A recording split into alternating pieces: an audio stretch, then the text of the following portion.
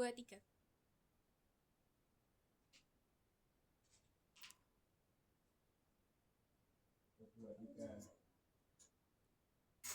Selamat pagi semuanya. Pagi, Bu.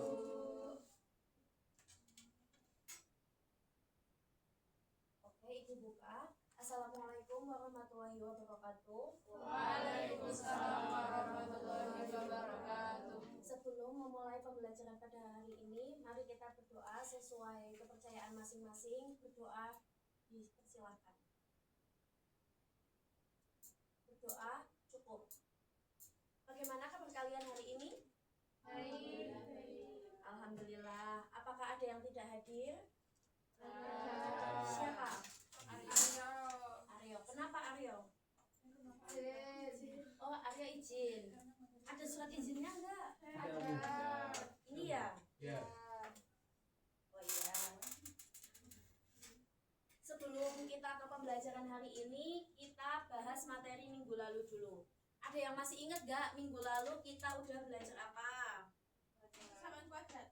Ya benar, kita minggu lalu udah belajar persamaan kuadrat. Nah, persamaan kuadrat masih ingat persamaan kuadrat itu bentuk umumnya gimana? Yang ada kuadratnya. Yang ada kuadratnya. Lebih tepatnya gimana? AX kuadrat plus BY plus C sama dengan 0. Gimana cara nyari nilai akar-akarnya?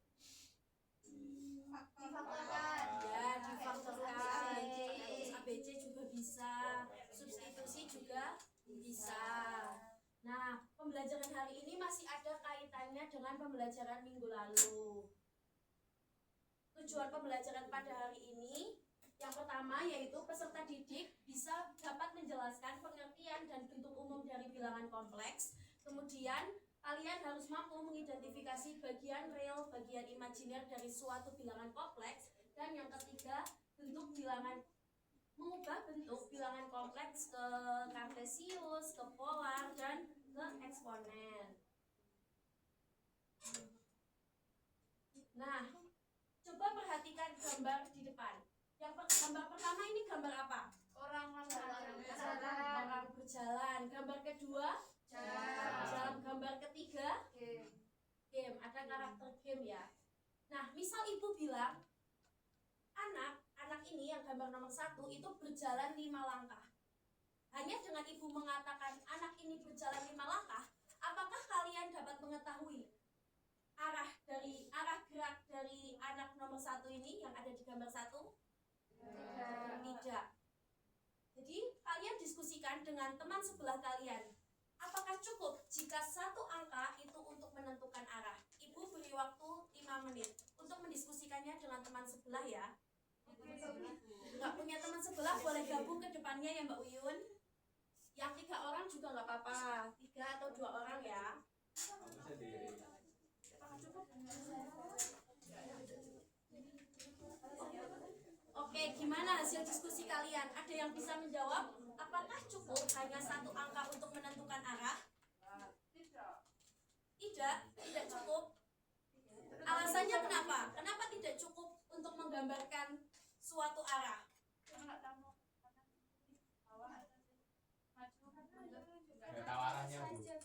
Iya benar, karena hanya menunjukkan angkanya saja. Kita membutuhkan apa?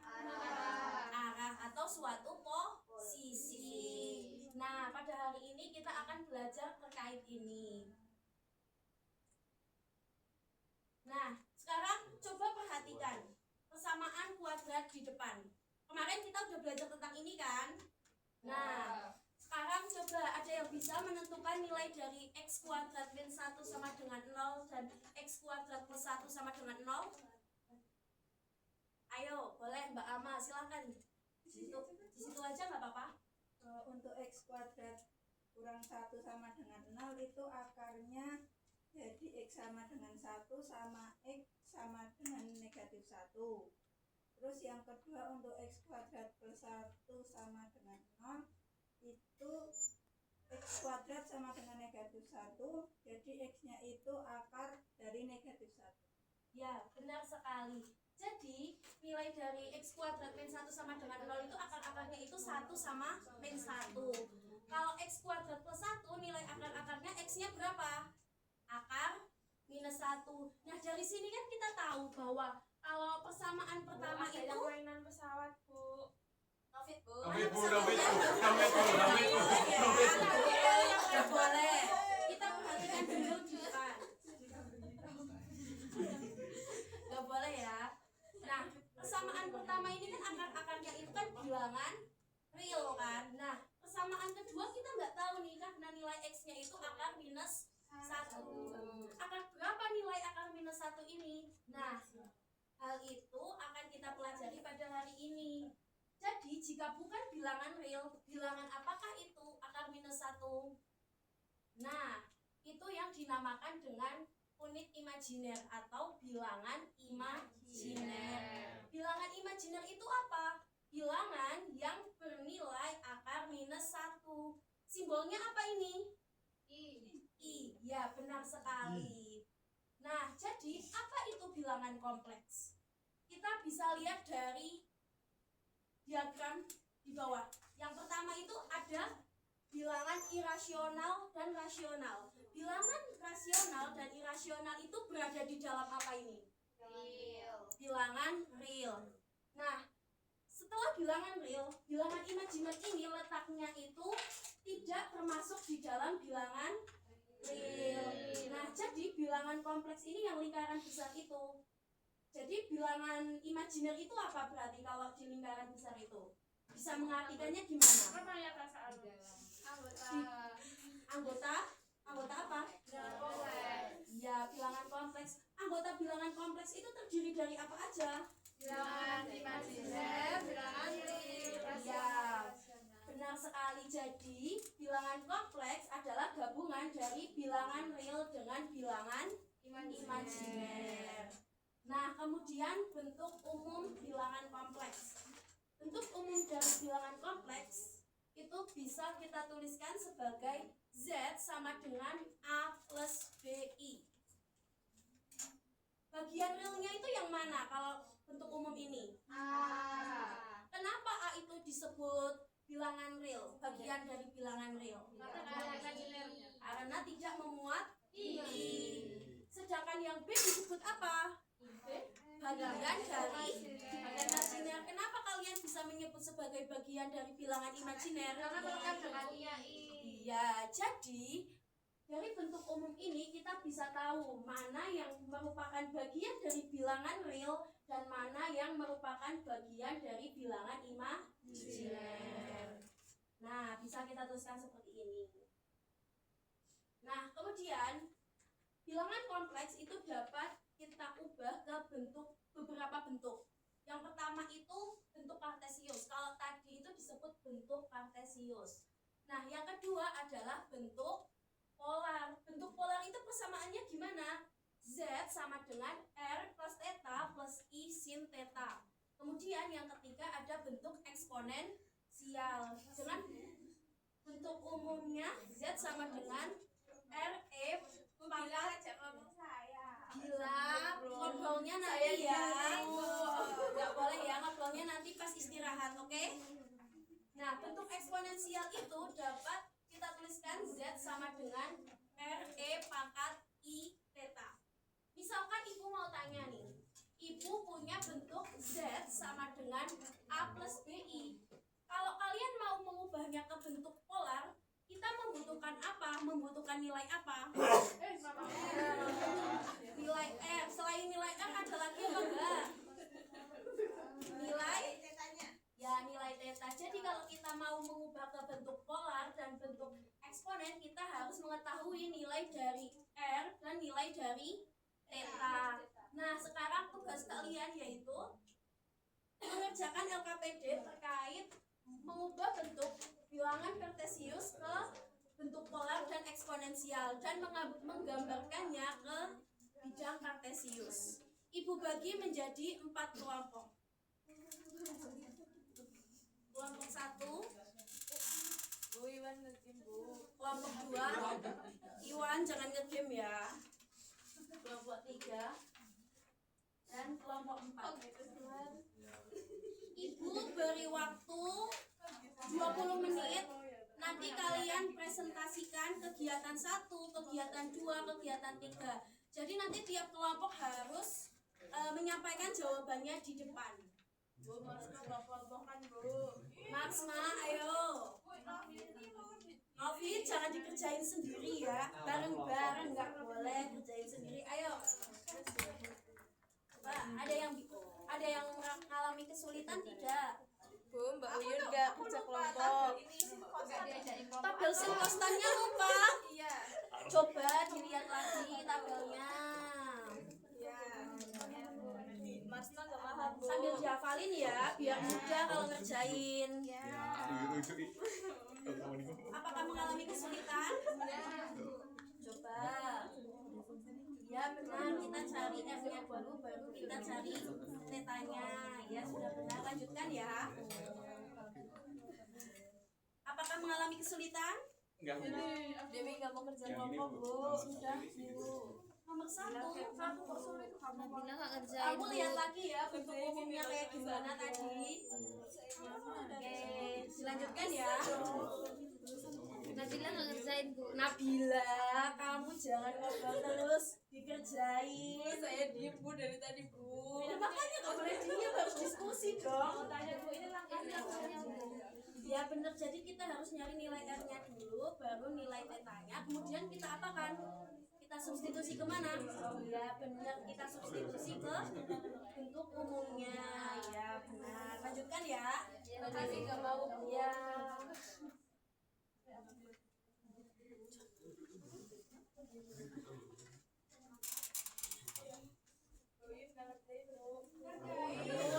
Udah selesai belum? Oh, udah selesai.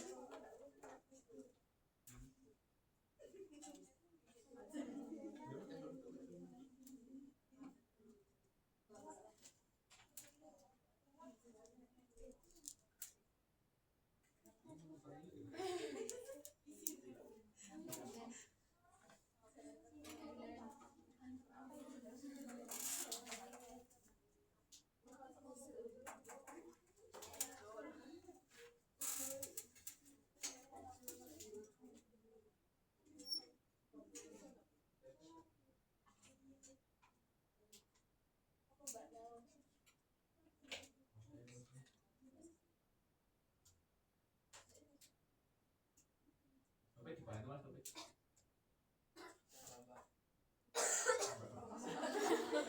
Bu, ya kita Sampai ngebut. Oke, udah selesai ya diskusinya ya. Belum, Bu.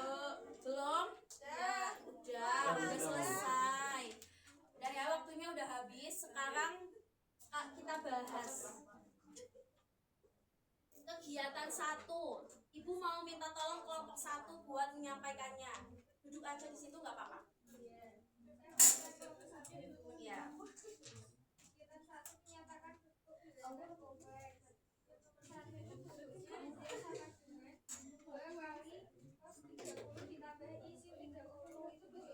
Disimak ya, jangan bosan dong.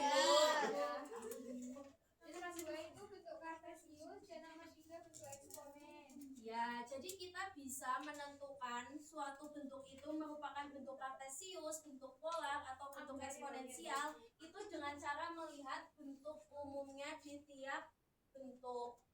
Apakah dapat dimengerti untuk soal nomor 1?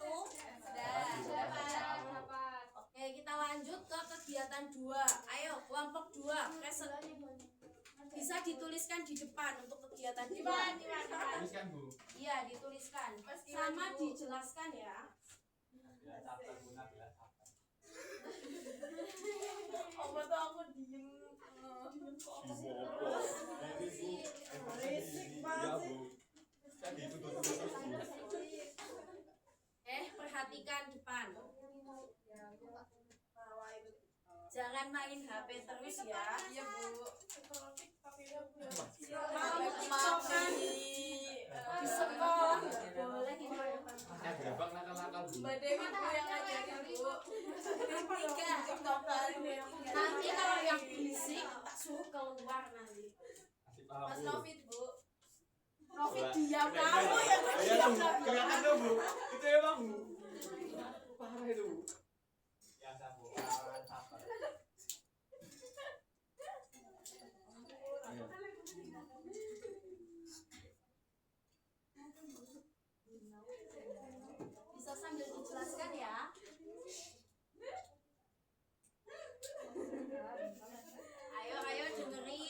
Iwan mau jelasin. Oke, sekarang kita kan kita mau memperhatikan perpindahan pada bidang sebagai bilangan kompleks. Untuk bilangannya itu Z sama dengan 3/4I.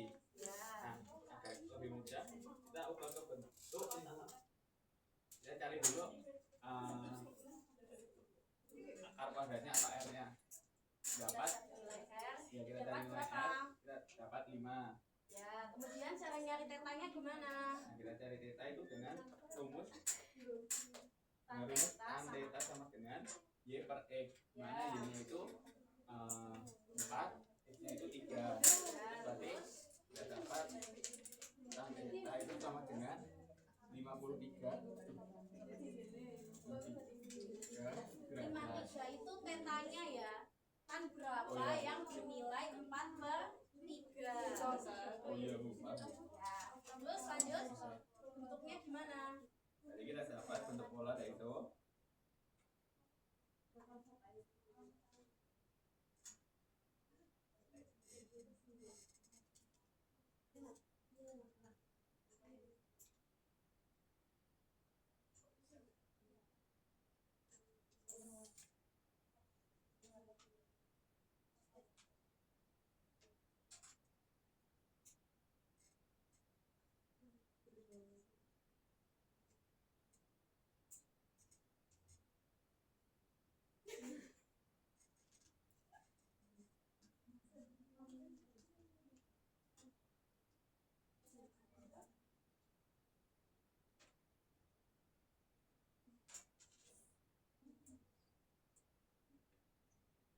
Sambil dilihat pengerjaannya Mas Iwan. Sambil dijelaskan Mas Iwan. ya mungkin kita ke bentuk polanya dulu. Gimana bentuk polanya itu sama dengan di rumusnya itu 2 sama dengan R cos theta. Z sama Oh ini dengan Z. bentuk pola, bentuk umumnya apa tadi? Oh ya Z. Z ya. sama dengan R cos theta tambah I sin theta. Nah, sehingga Z sama dengan 5 cos 53 derajat ditambah sin 53 Ini derajat. kurang apa ini? Ada yang tahu kurang apa ini yang Oh, sin kurang 53? I-nya. Iya, kurang I. Nggak boleh kesopangan ya. Ya Bu. Bentuk eksponennya kita lihat bentuk umumnya gimana itu pangkat berapa? Pangkat. I theta. Nilai tetanya berapa? Tanya 53. Nanti bentuknya gimana? 53 itu di mana letaknya? Di pangkatnya, ya benar. Udah pada paham ya kayaknya ya ini ya. Wah pintar emang Mbak Marsma. Masih paham Mas. Ya benar.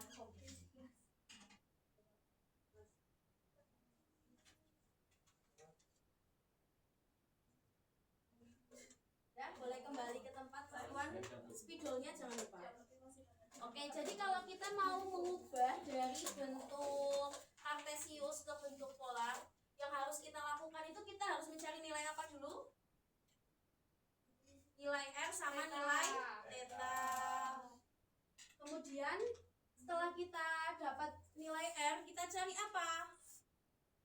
Cari nilai tetanya. Habis itu kita masukkan ke rumus bentuk polar ataupun bentuk eksponen.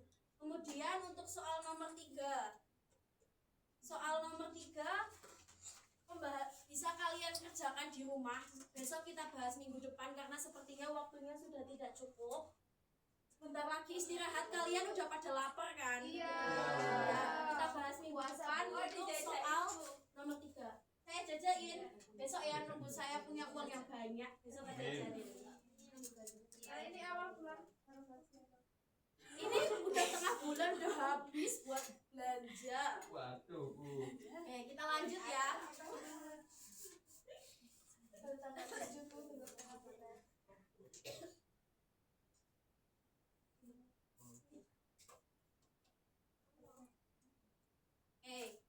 Dari pembelajaran hari ini, adakah yang bisa menyimpulkan?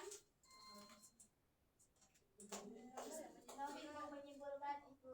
Nabila mainan. Bila Bu. Nabila Bu ini yang dari caper tadi. Apa sih kamu yang saprono aku bisa sih? Dompet ini benci banget ya Dewi. Ah, benci banget. Suka ya?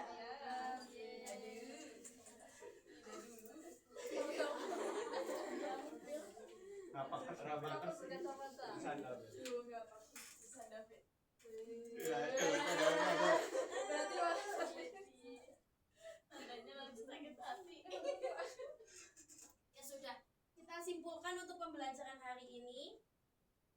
Yang pertama tadi, bilangan kompleks itu apa? Bilangan yang gimana tadi?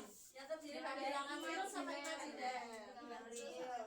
Ya benar sekali. Jadi bilangan kompleks itu gabungan bilangan real dengan bilangan imajiner. Gimana bentuk umumnya tadi? A plus BI. Ya A plus BI. Yang bagian real yang mana? A. Yang bagian imajiner? B. Ya. Terus bisa kita ubah ke 3 bentuk. Bentuk apa saja? Kartesius, Terus? polar, eksponen. Ya benar. Jadi bisa diubah ke 3 bentuk. Salah satunya kartesius, polar, dan yang satunya adalah eksponensial. Sepertinya sudah cukup ya. Apakah ada yang mau ditanyakan lagi? Cukup. Oke, Ibu akhiri untuk pertemuan hari ini. Kurang lebihnya Ibu mohon maaf. Nanti untuk LKPD-nya kita kumpulkan minggu depan aja setelah kegiatan 3 kita bahas. Ibu akhiri. Wassalamualaikum warahmatullahi wabarakatuh. Waalaikumsalam warahmatullahi wabarakatuh.